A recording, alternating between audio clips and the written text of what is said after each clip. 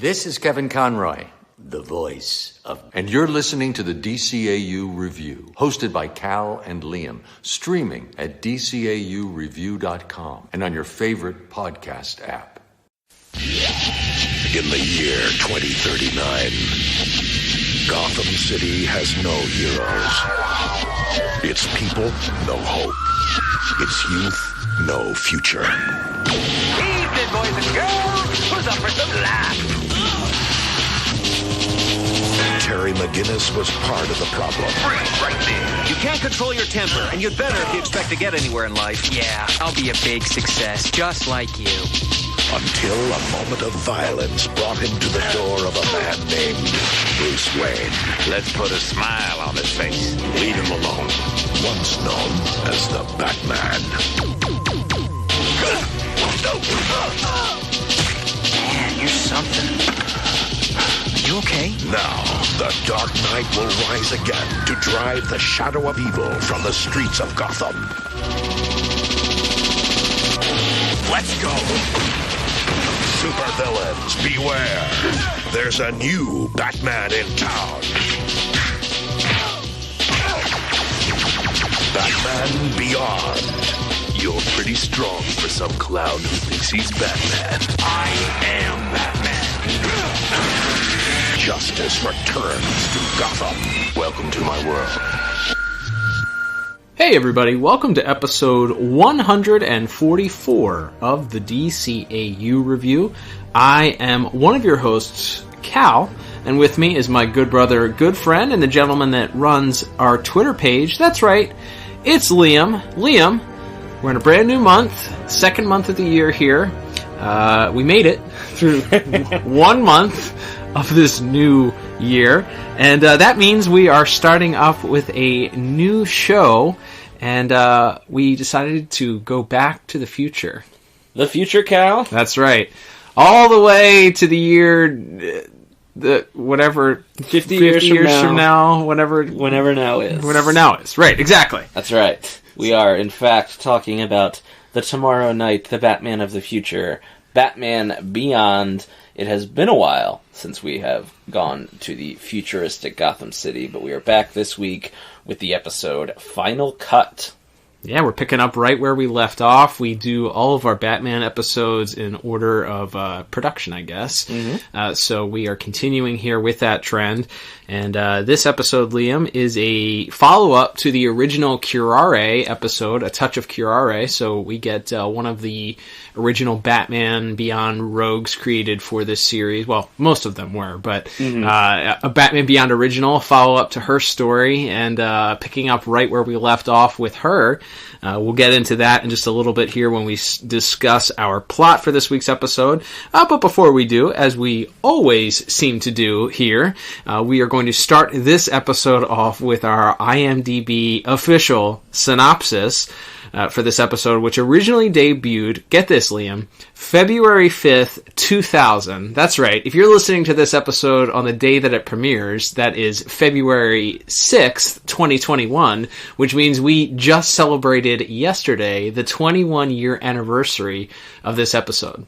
Wow, and I'd like to say that we did that on purpose, but it's just another one of those happy accidents. Hey, we could have taken it. We could have taken credit for it and pretended well, like you we edit did. these things, man.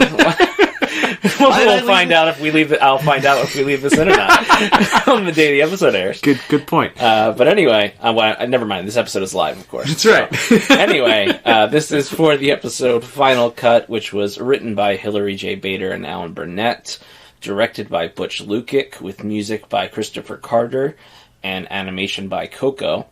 And that synopsis reads as such. Batman is blackmailed by a bomb threat to protect a member of the Society of Assassins from Curare. All right, that's simple, sweet, and to the point. Not a bad synopsis, if I do say so. So let's jump into our plot discussion here, Liam. So as we mentioned, this is a follow-up to the episode A Touch of Curare, which I believe was Batman Beyond Season 1. Correct. So we learned in that there was this assassin that was hired to kill Batman, and she comes in and kill Commissioner Gordon. I'm sorry, you're husband, right. Actually, you're right. Batman just got in the way and became like an associated target. But that's right. Unfortunately, fortunately, depending on.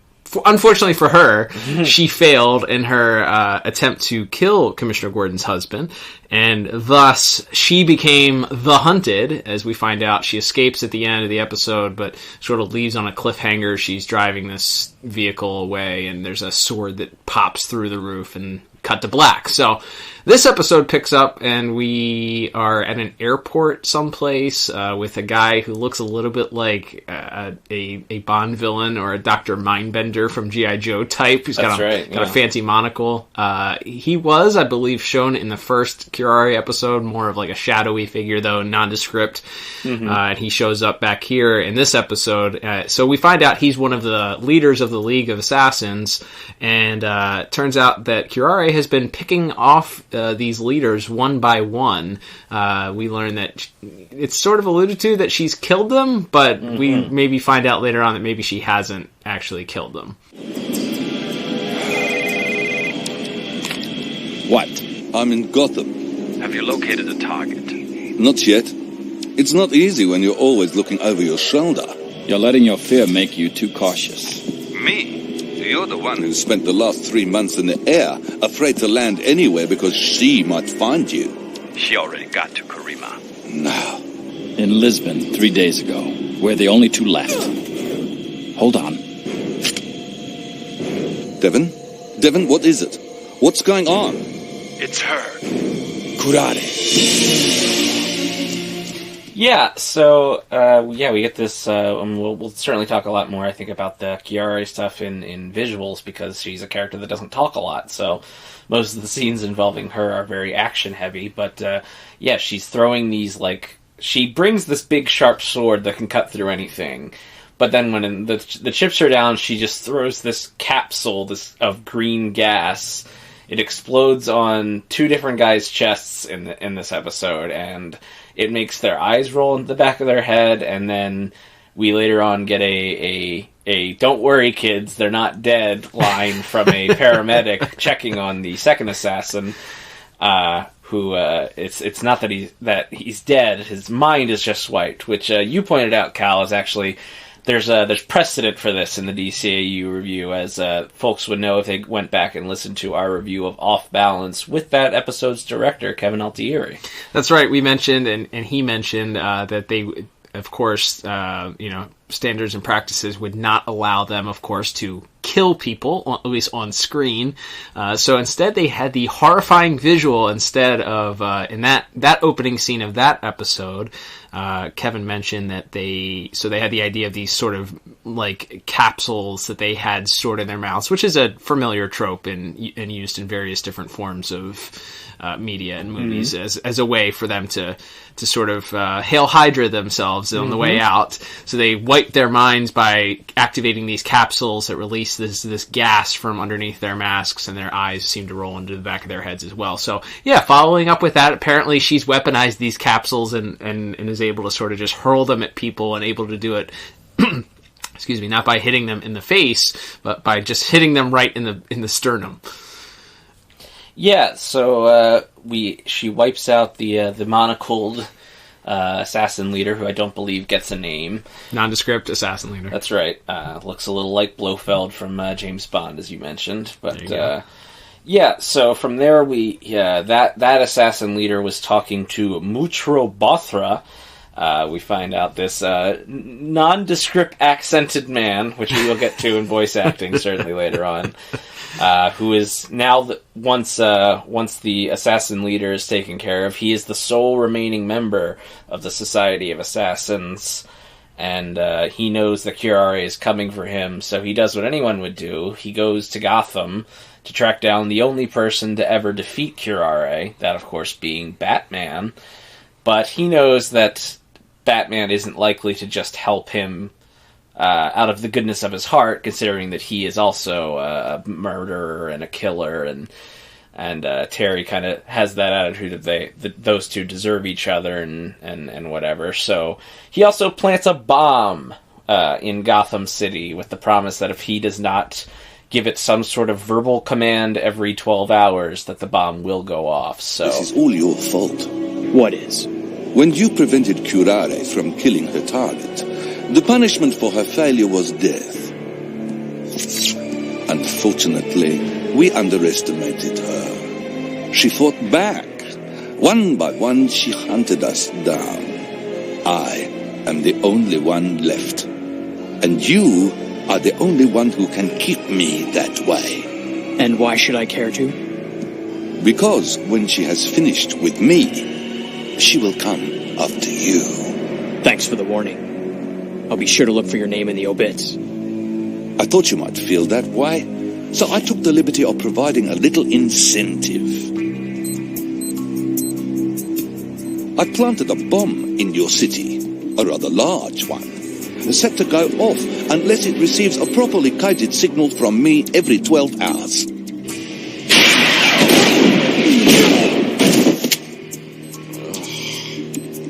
Go ahead.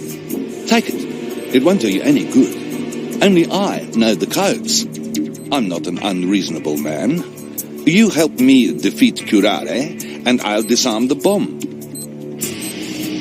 If not, if Curare gets to me first, boom! Gotham experiences a sudden population decline. he sort of forces Terry to act as his bodyguard, and the only other really wrinkle beyond there before we get to the fighting and punching towards the end of the episode is that Bruce Wayne is out of town. They mention he's in Malaysia and he's unavailable. He can't be reached as there was some sort of natural disaster in the area recently. And so we have Max taking a more active role as the backup for Terry. Terry tries to just get her to try to contact Bruce, but instead she takes it on herself to search this assassin's hotel room to try to look for clues as where this bomb could be. And has a run-in with Curare herself, which she's only not dead because Curare didn't want her dead. Right. As we find out. Yeah. Speak. Max, it's me. Any luck with Bruce? The SATCOM's down for at least another hour. I got the computer running an automated search just in case. Why? Aren't you at home? Max, what's going on? Let's just say I'm doing a little search myself. Tell me you didn't go to his hotel room. This isn't a game, Max. I want you out of there, now! Hey, your suit doesn't give you barking rights over me, McGinnis. Besides, as long as you got your eye on him, I don't see the danger. Max! Oh, what's happening?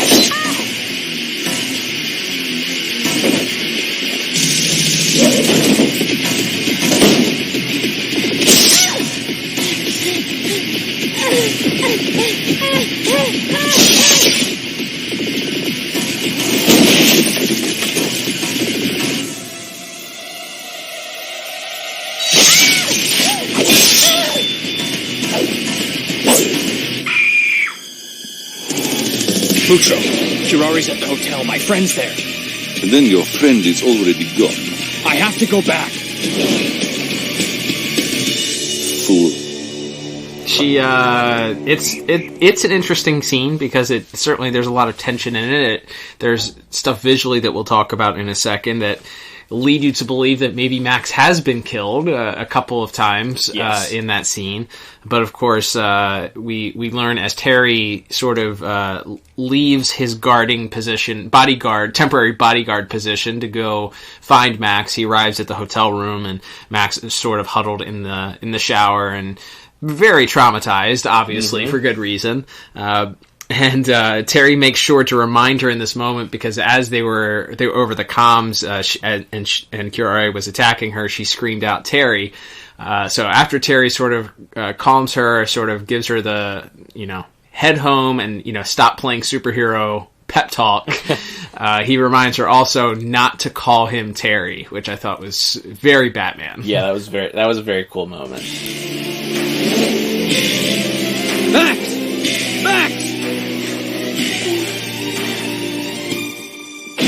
Oh, Terry. Oh. Are you all right? Yeah. As soon as she got a good look at me, she backed off. Aren't you going to yell at me? I figured you already got the message. I gotta get back. You go home and stay there. And one more thing. Yeah? Don't call me Terry.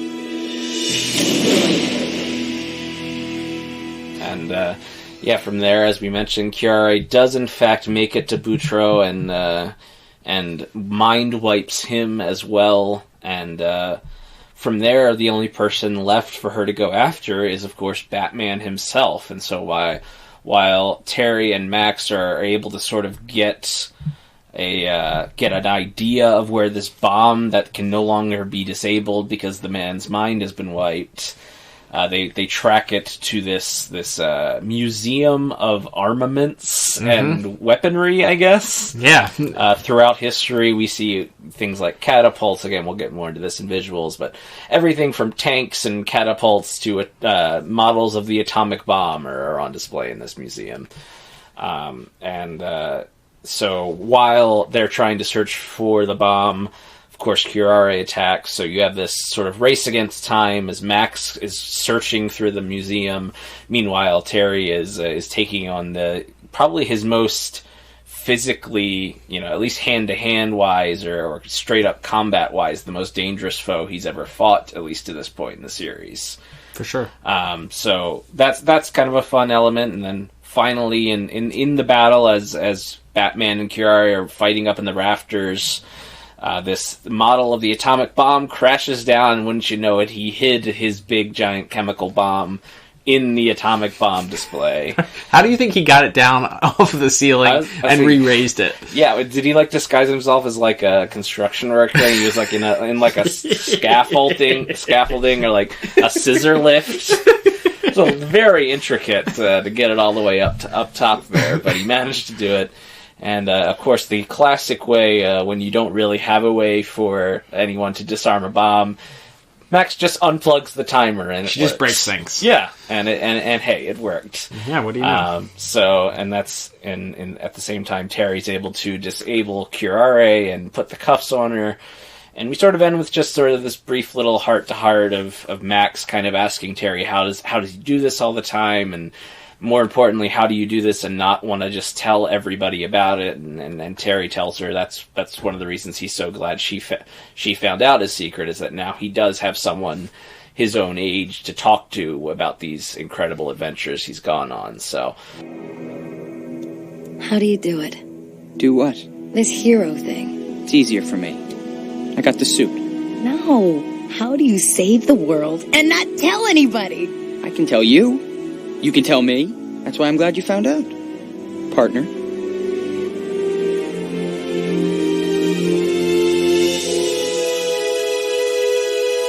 It's, as we start to get towards our scores here for plot, it's not, the deepest episode. Mm-hmm. But I do think it's fun. It moves well, and you get some nice little friendship building for Terry and Max. Yeah, the episode, Bruce is, if you mentioned it at the beginning of the episode, Bruce is mentioned to be in Malaysia, I think. Yes, I believe they say so. So he's off, and he's not able to be in contact with Terry due to some natural disaster that's happened there. They're not able to really... Max tries to get in touch with him, but is still not able to do so. So Max sort of becomes the stand-in for Bruce as Terry's support, eyes on the ground. And while she creates her own sort of troubles for Terry and for Batman and stress where Bruce may not have done so. He ends up at the end of this episode during this little pep talk and speech where Max is questioning how he doesn't just go around telling everybody that he's Batman. He calls her partner. He tells, which is a very telling sign, and certainly an advancement of this character and how this relationship is going to look going forward.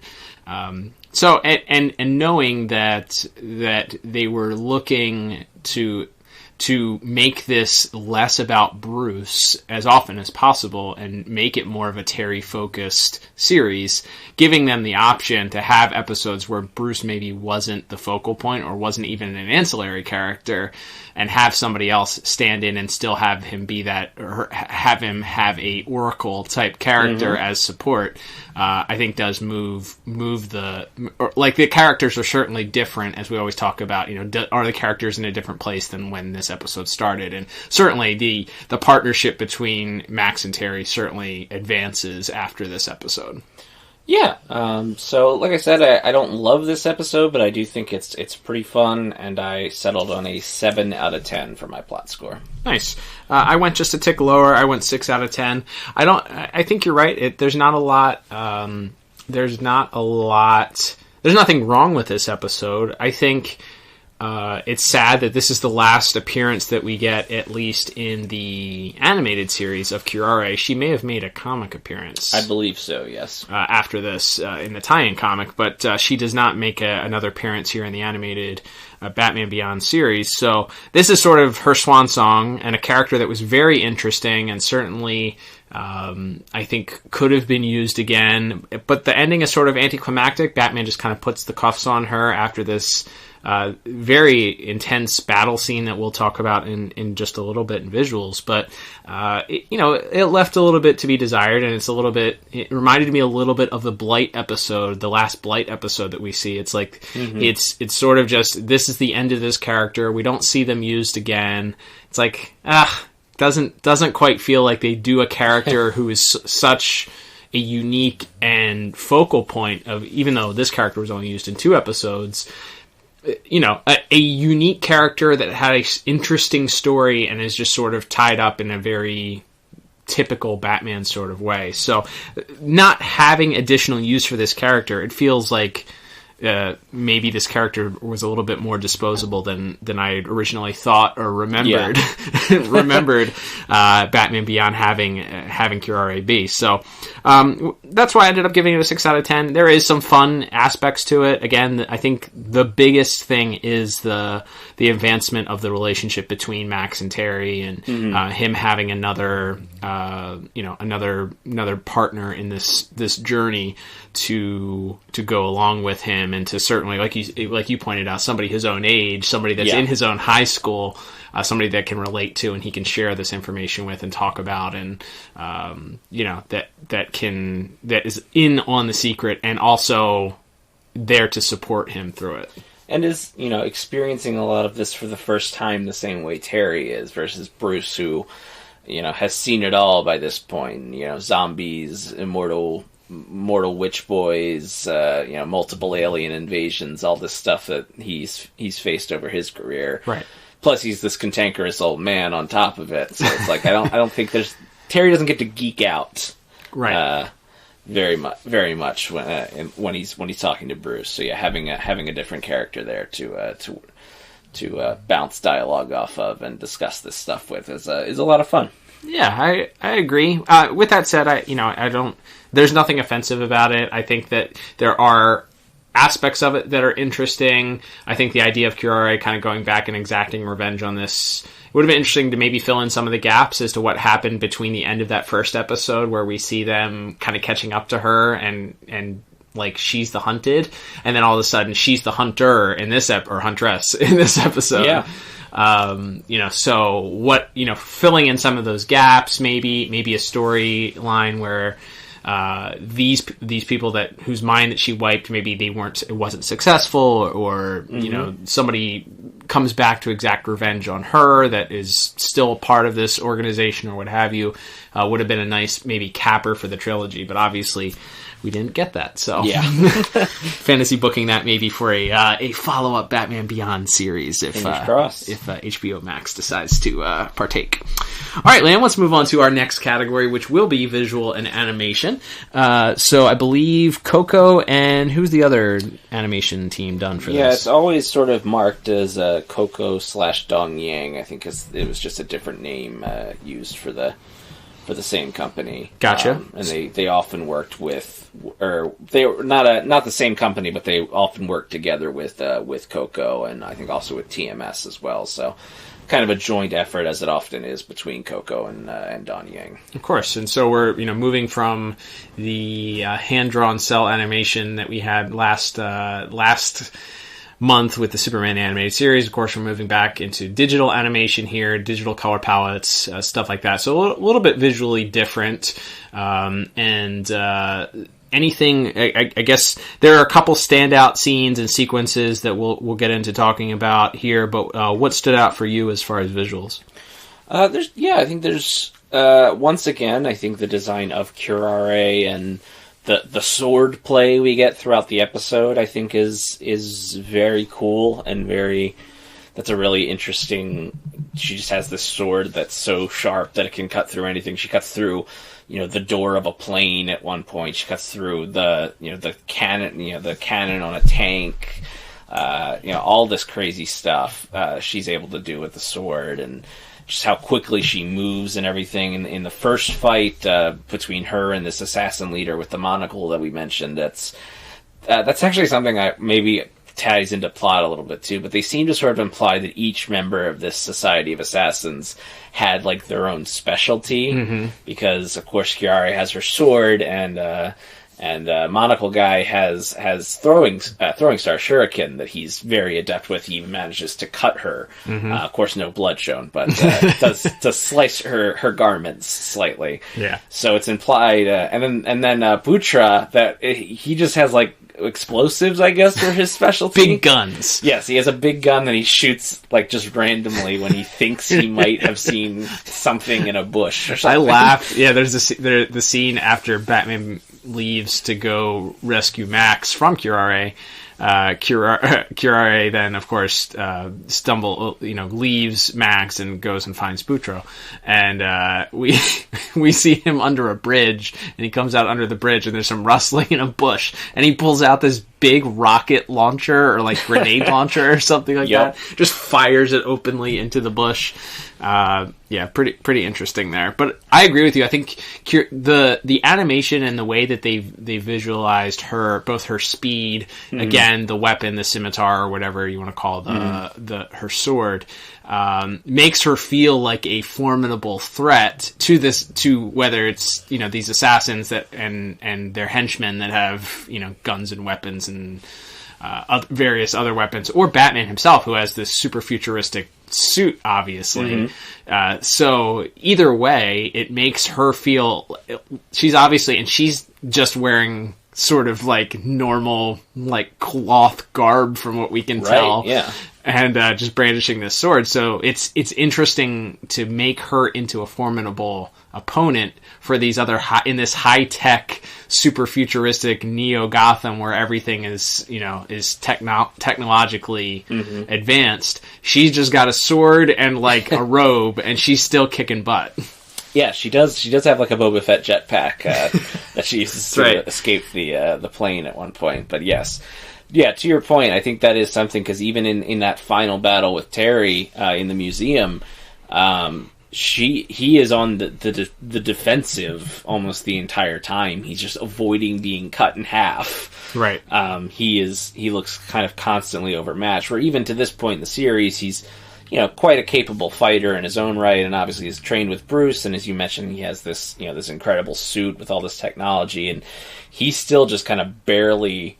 Like he's kind of playing keep away for a lot of that final fight, which I think makes for a really interesting dynamic where Batman is not charging head on into it, and he isn't a match for her hand to hand, so he has to be smarter about it. He has to try to get some distance and use the batarangs and use some of his gadgets to try to even the odds a bit, and she's just coming after him with such fury. I think that final scene in the museum really stands out as far as just capturing the sort of fluidity and ferocity of Curare, and kind of the intelligence of Terry to kind of try to keep his distance throughout that whole fight and kind of use the gadgets to try to even the odds. Yeah, he certainly uses the things that are available at his disposal, also using different elements of the museum and bombs and, like you said, other tanks and weapons. A working plasma pack or something that's on display that he throws at her, and explodes all over Curare and Max. Yeah. He clearly, I mean, it's very Batman, using your resources, what you have available, in order to sort of do what you can to defeat him there. We do get, I think, more Max, I think, in this episode than we've certainly had her in previous episodes. She gets to show off her avoidance skills from avoid being killed by an assassin. I mentioned before, or we didn't mention, I don't think, when we were going through the plot, but they do confirm that Max knows that Bruce Wayne is the mysterious guy now, by the way. How much time do we have? Curare's last sighting puts her at least 3 hours away. I'm gonna meet Mutro outside his hotel in about half an hour. What's the plan? He's the bait. When she shows, I'll get in between them. This bomb business could get bad. I'm gonna need your help, Max. You know you can count on me, Tare. What do you want me to do? You gotta find a way to contact my partner. Oh. You know, I never really told you his name. Wait. Let me guess. Just a shot in the dark here. Could it be Bruce Wayne? I guess it wasn't very hard to figure out. Like the first day. But as she's sort of filling in for Bruce in this episode and being a help or / hindrance to Terry as she goes out on her own and does her own sort of investigation. We mentioned that she's in Butra's hotel room, and then Curare breaks in thinking that Butra is going to be there, and at least a couple of times appears to kill Max. There's a interesting thing that they do with their silhouettes where you see Curare's silhouette go up with a sword and Max is on the ground, and the sword drives down into what looks like Max, but then it's a quick cut to the very next scene, which shows that the sword went into an ottoman instead, which I thought was a neat trick. Yeah. I feel like maybe if they'd hung on it a little bit longer, and I imagine standards and practices probably wouldn't let them do that, but if you hung on it a little bit longer, that would have built up that tension a little bit of like, oh my gosh, Max is dead! Like, they just showed her kill Max! And then there's some trickery in the next part also, as we mentioned, Max is on the comm link with Terry at the time and trying to get him to come save her, and she's hiding in the shower, and you just hear Max, this blood curling scream as Curare slices through this shower curtain.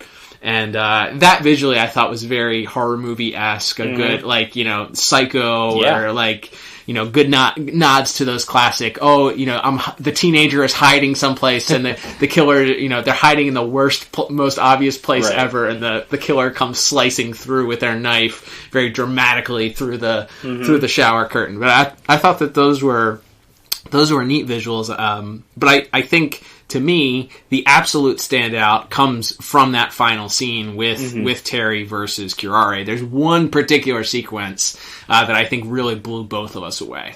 Yeah, for sure. So as we mentioned, there's sort of all these different displays, and up above and kind of the by the way, the display, Batman fighting a villain in a museum is that's a Batman trope from any and every generation. That's a great point. Like, you could definitely see that in Batman 66 or some of the Dick Sprang 50s comics. You could see it in a comic nowadays. You could see it in the original animated series. For sure. It's just a classic Batman trope where there's going to be a battle and it's with a villain, so why not put it in the setting of a museum?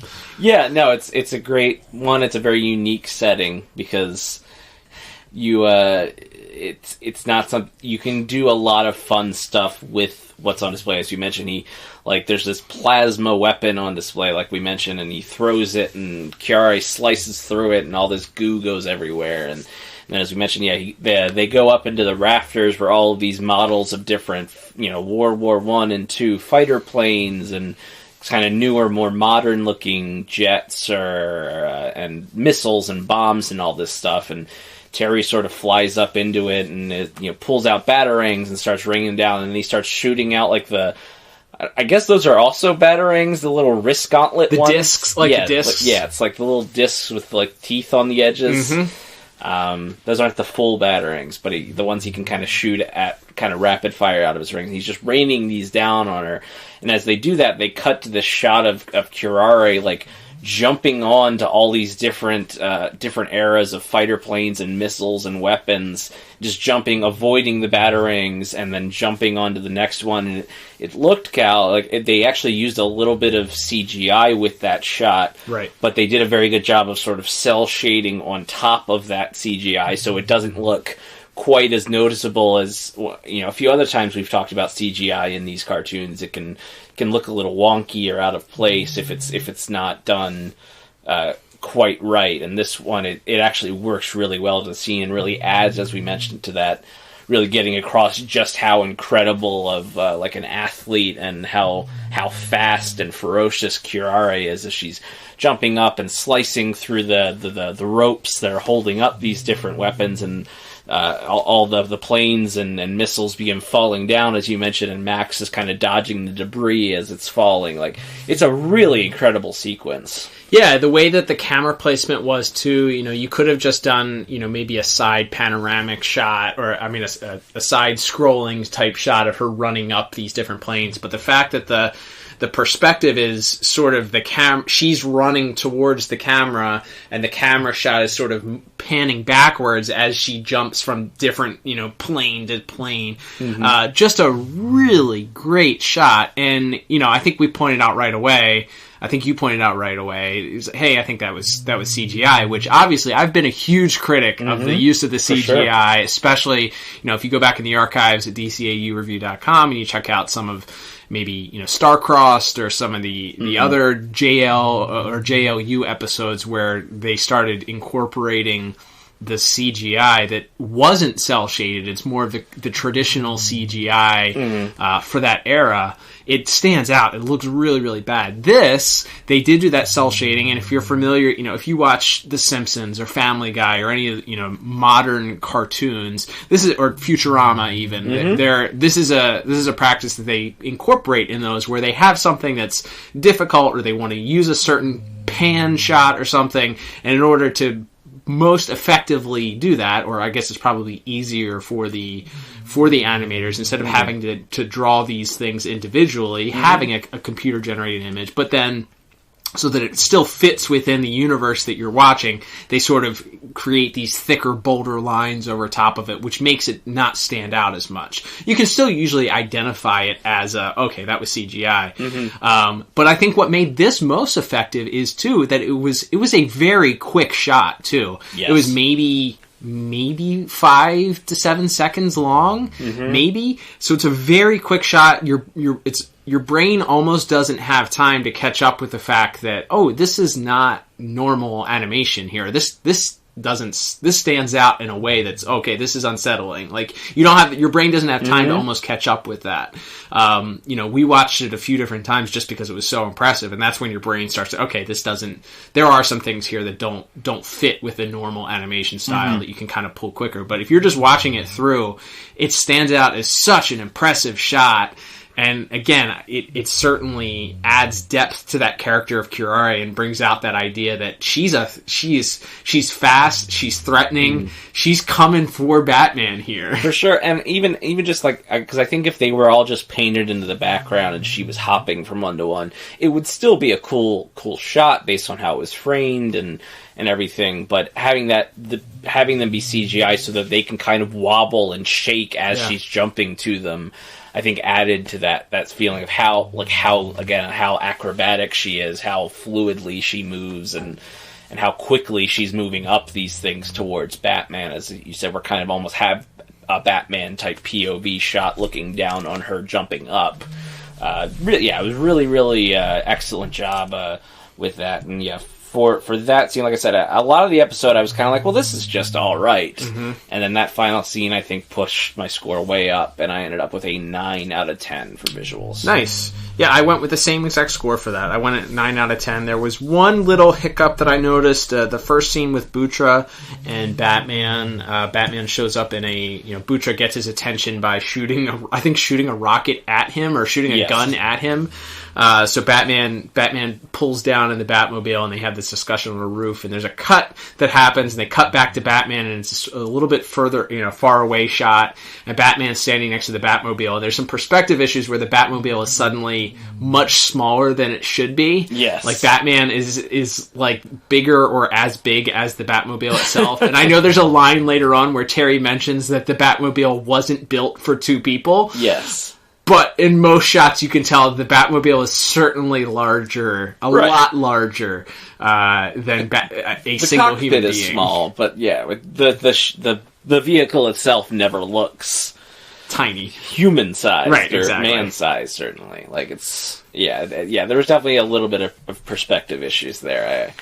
You pointed that out, and it was pretty hard to unsee. That's right. After that. But it's a strong one visually, otherwise. For A sure. fun character. And again, lends to me, man, I wish we had more Curare story to go on after this, because she is such a visually interesting character. Not only just the way that she looks, with the blue skin color and the white robes and the white mask and all of that, but then, the way that she moves, the weapon, the visualization of her strength and her skills and all of that. So, and the way that Terry is forced to sort of combat those. So, sad that there's not more Curare. Yeah, it's definitely a bummer, because she's a really fun visual character to talk about.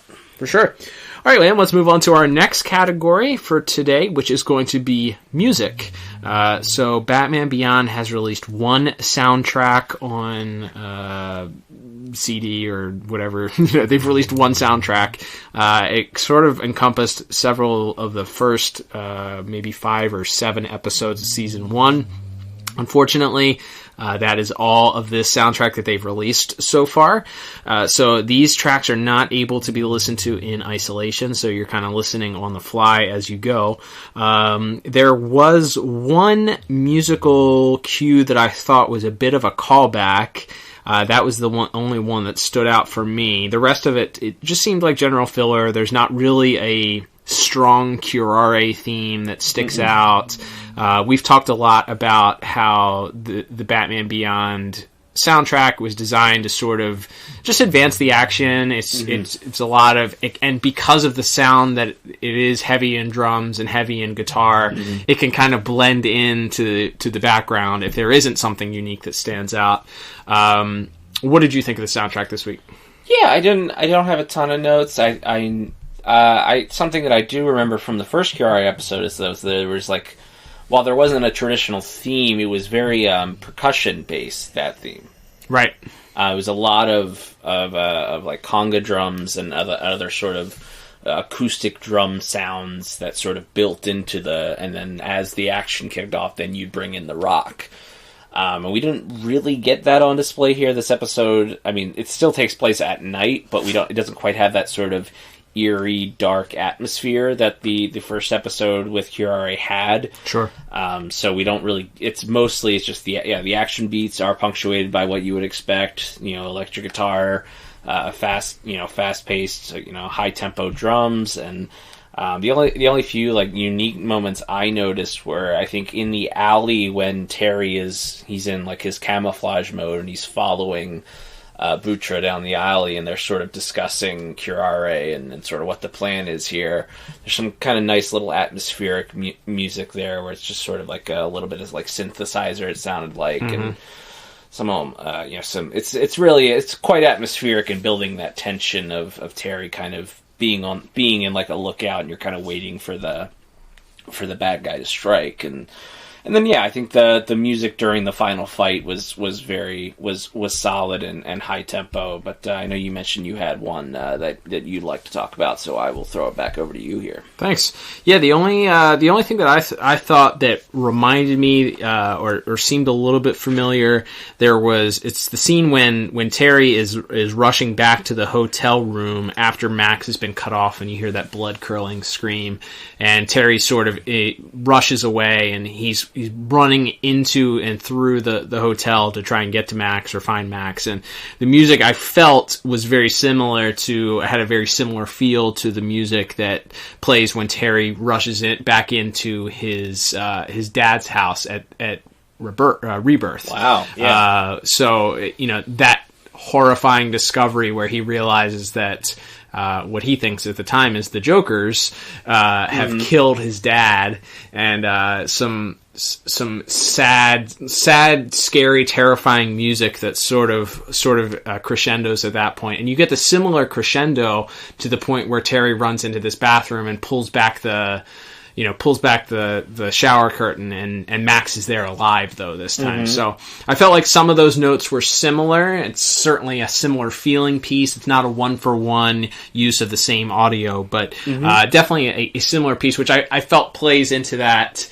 They're building the tension, like, oh my goodness, has this happened again? Has Terry lost somebody else that he's loved? But this time, because as Batman, So I thought that the beats of that stuck out as far as being similar in tone and feeling that piece from Rebirth did. So all that, nothing offensive, as I always say about the music here, but nothing really stuck out too much. That one piece, I think, maybe brought up the score just a little bit for me, so I ended up giving music a 6 out of 10. Yeah, I'm right in that same ballpark, a little bit lower there at 5 out of 10. I like the music. Like I said, I don't think there's anything wrong with it, but you don't have that standout sort of atmosphere building music that I think was present in the first Curare episode. All right. Well, let's move on to our voice actors, Liam. Not a huge cast this week. Obviously, when one of your villains, although we do find out that she had somebody cast as maybe her grunting, and you have an interesting theory as to why that was the case. We'll get to that in just a second here. But when your main antagonist is a mute, you don't really have to have a large voice cast here, but we do have a couple of voices here notable for other connections to the DCAU. So let's talk about this week's voice cast. Yeah, so we can just mention her since there's the least to say about her. Melissa Disney, doing the ADR, the oofs and uhs of the fight scenes of Curare, who does also voice Blade, one of Terry's classmates on Batman Beyond. So there was, maybe about a year ago or so, James Tucker was talking about some sort of moments that he, as a storyboard artist or director, added that sort of changed the stories a little bit. One was a moment in Legacy where Professor Hamilton sort of looks very scared of Superman. That wasn't in the original script, and he drew it that way, and that obviously becomes a big lynch point of a Justice League storyline later. Yeah. But for Curare, it's mentioned that in the first episode, there's a shot of her mask coming off, and I think in the script he said it was just, she just like knocks Batman down and puts the mask back on, and we don't see anything. But he put that shot of like the back of her head where she's bald and has like, it looks like she's had some sort of damage done to her face, and she looks disfigured, and you get that shot of Batman looking like horrified back at her. And he mentioned that wasn't in the script, and that it actually kind of, for lack of a better term, ruined this idea that Glenn Murakami, who's a producer on this series, had to sort of make her an Elektra type character, a sort of assassin, femme fatale, potential even future romance option for Terry later on in the series. And so I wonder if they had cast an actress for her with the idea that there will eventually be an idea or an episode where she talks and where she and Terry kind of have developed more of a relationship. But this may or may not be all James Tucker's fault that we never get another Curare appearance, because once they couldn't do the Elektra angle with her, they ran out of ideas for her. But, gotcha. That was fascinating. I thought though that you shared that before we went on the air, and I think it makes as much sense as anything. Like, why else would you have an actual actress unless it was just, oh well, she's here recording these Blade voices anyway, right, so she's a female, let's just have her do some of this voice work for this character that we're not sure whether or not they're ever actually going to speak or not. Yeah, I mean, you would have assumed it would have just been either, like in this episode, obviously Cree Summer as Max is in it. A lot of times, if there's not if it's not a lot of dialogue, you'll have a lot of actors pull double or even triple duty sometimes. So the fact that it was just going to be some grunts and groans, you would have expected maybe they would have gotten her or Andrea Romano herself or another one of the female writers or producers who come in to do background voices from time to time. Maybe would have gotten the call instead. But yeah, I do think it's interesting that they had cast like an actual regular voice artist in that role, and I wonder if there were some plans to bring her back at some point that just never came to fruition. Definitely possible. All right, who else do we have here as far as voice cast is concerned? So briefly, as the Blofeld / Dr. Mindbender-esque assassin leader that we meet at the start, we have Victor Rivers, who DCAU fans would know best as the voice of Commander Hrotalik. I have to say his name like that. Can't help it. But not yes. Hawkman, as we so endearingly call him. He is definitely not Hawkman. Not actual Hawkman from Starcrossed, of course. That's which right. We covered back on episode 100. If you care to hear us discuss his performance on that episode, absolutely. Yeah, it's just a minor role, but obviously worth pointing out because Certainly. he has a connection to a hugely important character to another series in the DCAU. But for sure. Fun to, as soon as we heard it, we're like, well, we know that guy, and then he said like 2 more words, and I was like, that's Hrotalik. Yeah, you called that pretty early. He just has such a specific sort of accent, like a Spanish accent to his voice. His cadence is very identifiable as well. Yes, for sure. Curare. Not my weapon of choice, but I won't hesitate to use it.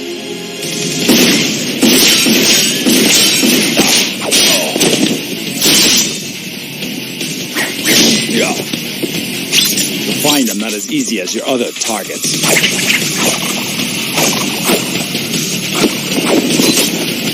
What? The Society of Assassins trained us both well, Curare. No one can match your skill with that sword. But I'll never let you get close enough to use it. And then as Mutro Bothra, I've been calling him Bothra this whole time. I think it's Bothra. I don't. Herein lies the problem of why we don't quite know how to pronounce the name, and that is that Tim Curry is doing the voice here. Tim Curry, of course, famous for things like Rocky Horror Picture Show, and as maybe more hardcore DCAU fans like us would know, he was the original voice of the Joker, and even recorded several of those early production order Batman the Animated Series Joker episodes. But yeah, we just talked about him a little bit on our Batman Christmas with the Joker watch-along, which you can hear in the archives at DCAUreview.com, one of our latest bonus episodes that we recorded. Absolutely, definitely check that out.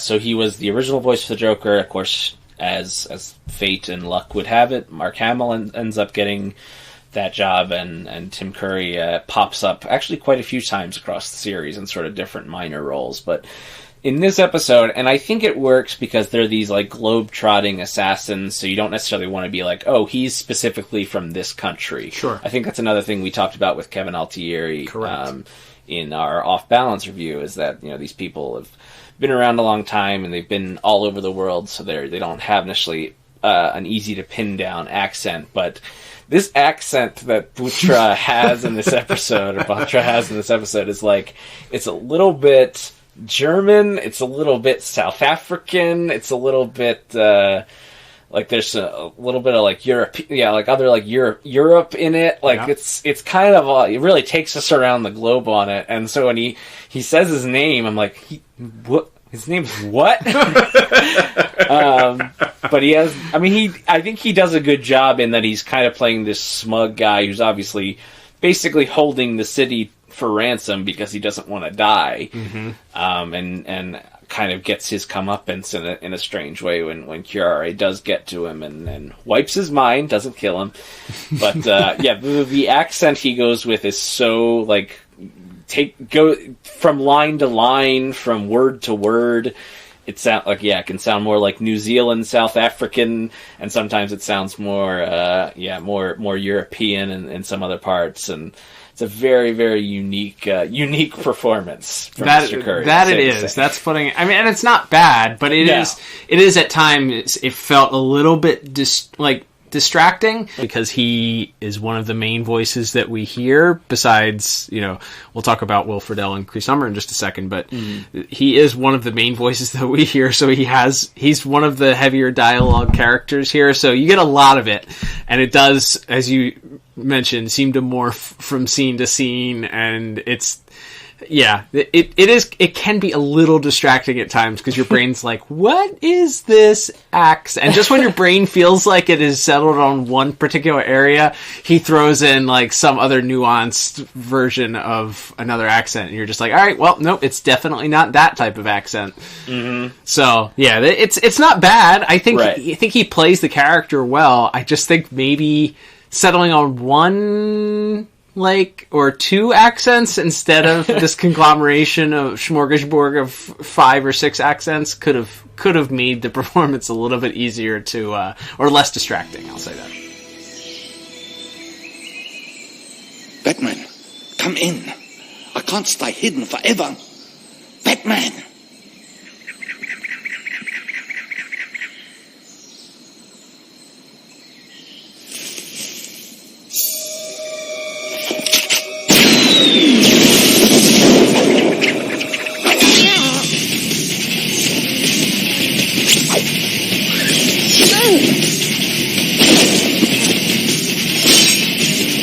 Lesson number 1, Curare. Always hold on to your weapon.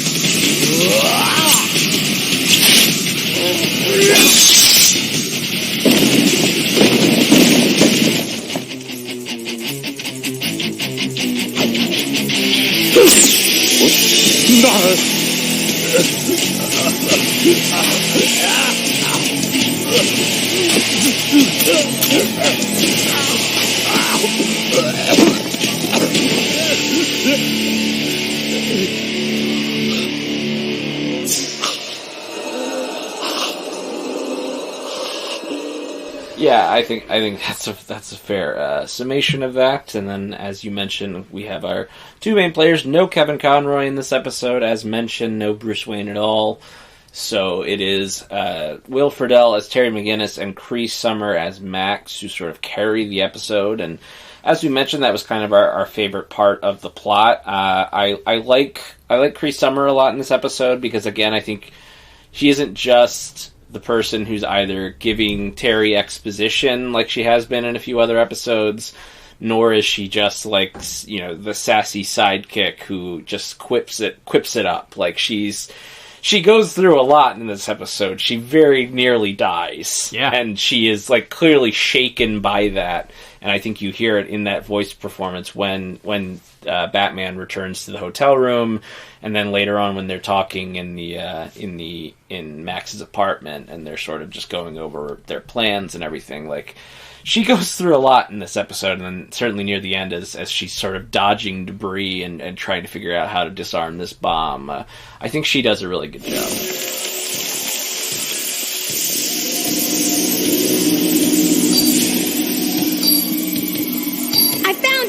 Can you disarm it?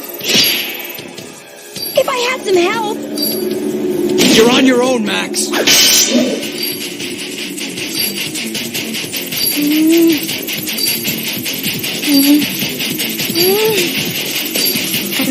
I don't know. Max, we're running out of time here. Slap it.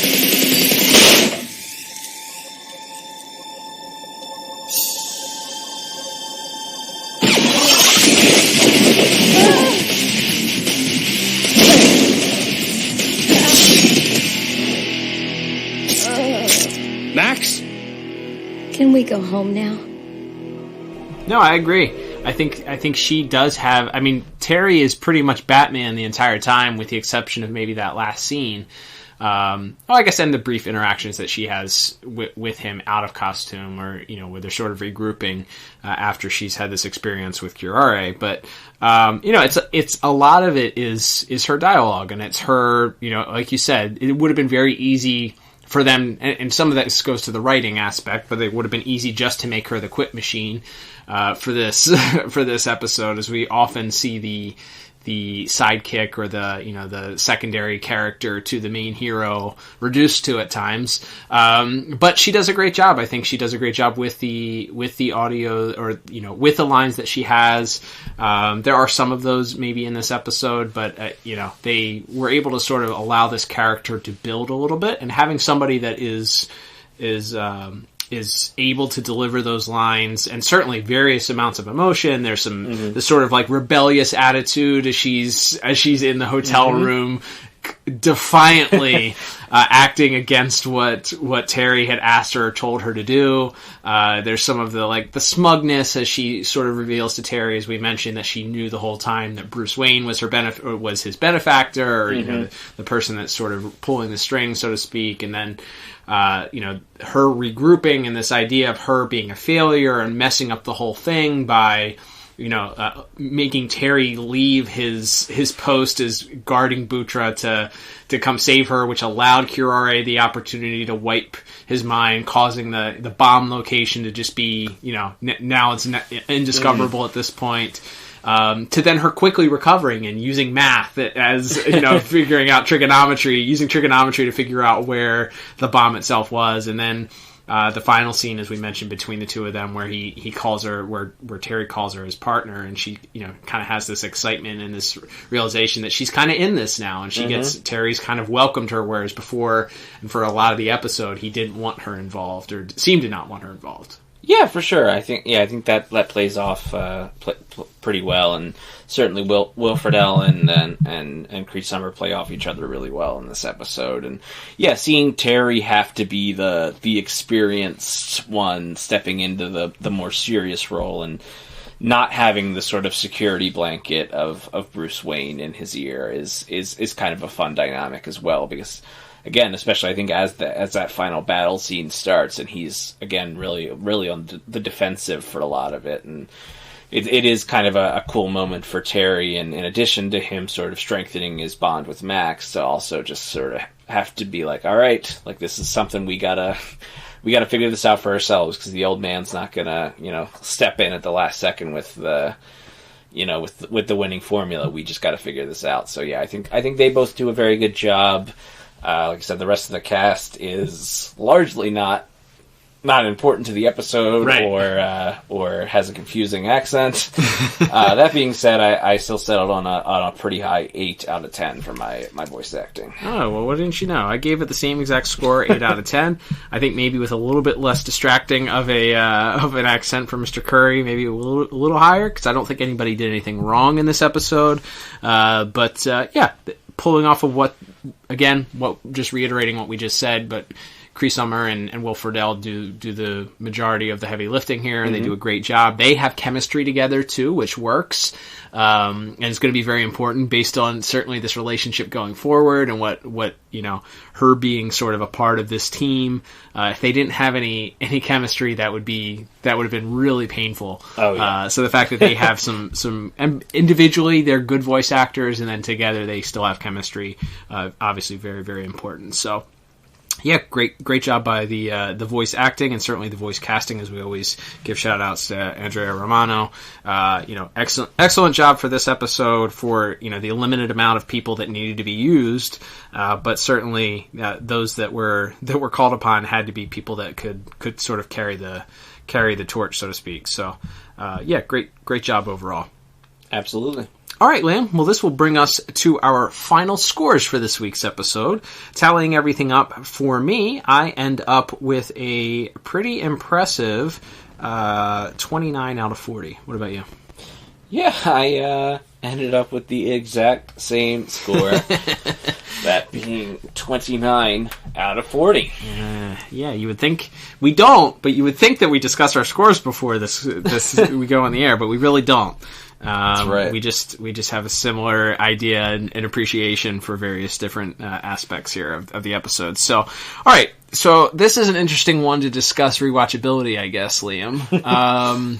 So, obviously, at the start of the episode, several times we've mentioned this is a follow-up to a Curare episode, which was pretty integral to that initial Batman Beyond season. You have certainly advancement between the Max and Terry relationship. Right. You have a verification or solidification of Max admitting that she knows that Bruce Wayne is the person that is the voice on the other end of Terry's radio comm most of the time.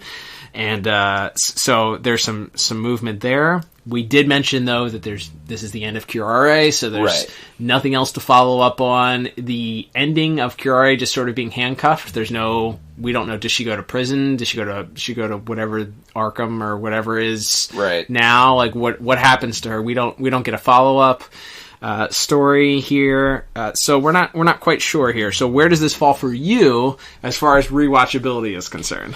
I think this is one of my patented one thumb up rewatchers. Yeah, that makes sense. Because of what we mentioned here, it does play directly on the events of another episode and follows up on them. But it does sort of wrap itself up, and as you mentioned, we never see this character again. So, I think just the returning of a very cool villain combined with the Terry and Max stuff, I would give this one thumb up, but I don't think there's a ton in here, because to me, I didn't think, before I watched this episode, I was never thinking like, oh, Terry's never come out and said exactly that he's working with Bruce Wayne. I kind of figure like publicly he works with Bruce Wayne. That's his job, that all of his friends and his girlfriend, who deserves better, knows. That's what he tells them he's doing, and then all of a sudden when you find out he's the new Batman, well, it's like, well, who's the old Batman? Oh, probably that old guy he's always hanging around with. Right. So I didn't think it was like, oh my gosh, it's this big revelation. And even in the dialogue, as we pointed out, Max is like, yeah, I know. Who else was it? Right. So I wouldn't say it's this big grand revelation, but it is, obviously there are episodes later on where Max and Bruce interact that maybe play off of or build on, off of this episode a little bit. So yeah, like I said, I think I'd give it one thumb up for rewatchability. Yeah, I agree. I think the final sequence and certainly the battle, there's enough entertainment and action in this episode to recommend it. If you do care, that first episode with Curare ends on that cliffhanger of her flying away and the sword falling through. So it's almost to me, it's almost a you have to, because it's the resolution to that character, even if that resolution isn't completely satisfying. That's right. It's like episode 9. Doesn't matter if it's good. It's the end. It's the end. You have to see it. Right. That's exactly. Right. So yeah, I guess I would say this is a must watch for that reason alone. If it was a standalone episode without a reoccurring villain, then I think that maybe I would be singing a different tune here. Although we always talk about it, do the characters? We already stated the characters are different than when the episode started. Terry starts out and is still very reluctant to bring Max in and have her be a part of the whole Bat family, I guess. Yeah. And by the end of the episode, he's calling our partners. So there is a shift in that. Mm-hmm. There's certainly a shift in, I guess the beyond the Max and Terry dynamic, Max realizing or sort of going through a similar experience that the general hero of your story goes through, which is this, defeat in the middle of it, and excitement at the beginning, and cockiness and confidence, and then sort of having the confidence ripped away from them when they feel like they've bungled it, but then recovering and then saving the day in the end. So yeah. You get more depth to the Max character, who maybe you didn't get quite fleshed out in the prior episodes, where she was more the focal point. So I guess for those reasons, I give it a must watch. So there we have it. All right, Liam. Well, that will wrap us up for this week's episode. Thank you, everybody, for listening. Don't forget, you can check us out in our entire archives, including that first Curare episode, at DCAUreview.com or on your favorite podcast app. We are now hosting at Anchor.fm, so you can check us out there if you will. You can also always find us still at DCAUreview.com. We break things down on our own website by villain, series, the highest highs of our rankings, the best of the best episodes. We put that under our top picks section, so you can check that out. You can also certainly, again, break things down by villain or series, or have a whole bunch of different features there. You can also check out our store, our podcast merch store there. If you want to support the podcast, we don't run ads on our podcast at this time. So, because we don't like it. We don't like ads. We don't like podcasts with ads. So, if you want to support us, if you like us, then and you want to show us a little bit of love, check out the store, get yourself a shirt, a hat, a hoodie, a mug even, and let us know that you like us. Tag us once you get your merch too. Let us know that you're supporting us. You can also follow us on social media at DCAU Review, both on Instagram and Twitter. And speaking of Twitter, Liam, you run our Twitter page. That's where we talk about the episodes during the week, all other things DCAU, even some standard DC continuity, and of course, where we like to preview our upcoming episodes, which we will do right here, right now. We've probably already talked about it this week on Twitter, but what's coming up next week on next week's episode of the DCAU Review? That's right, so it'll be another episode of Batman Beyond, as we will be staying with that all February long, and it will be the next episode in production order. That episode being called The Last Resort. Okay. Which is an interesting episode involving some of Terry's friends getting thrown in like a weird reform school, like boarding school type place that has some questionable educational methods. We'll just leave it there, and definitely check our Twitter and Instagrams. You can find a little clip from that episode and probably a preview of our review of it as well as some other fun stuff. So be sure to check us out at DCAU Review, both on Twitter and Instagram. Awesome. Well, until next week, I am Cal. And I'm Liam. And we will talk to you on the next episode of the DCAU Review. Bye-bye.